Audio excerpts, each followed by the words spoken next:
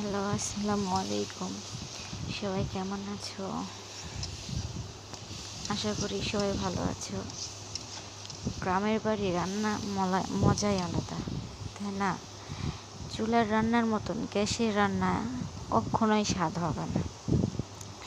করলা ভাজি রান্না করতেছি আমার বাবার বাড়ি এসে দেখি মাটির চুলায় রান্না হইতেছে। মা রান্না করতেছিল, আমি দেখতেছিলাম। কখনোই চুলার রান্নার মানে মাটির চুলায় রান্নার মতন আমাদের গ্যাসের চুলার রান্না কখনোই স্বাদ হয় না।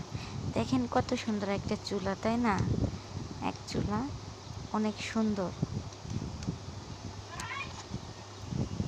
ভীষণ একটি সুন্দর চুলা। আমার তো খুবই ভালো লাগে মাটির চুলায় রান্না খেতে, খুবই পছন্দ করি। আপনাদের সাথে শেয়ার করলাম, অবশ্যই আপনাদেরও ভালো লাগবে। মাটির চুলা রান্না যদি খেয়ে থাকেন তাহলে কমেন্টে বলে যাবেন।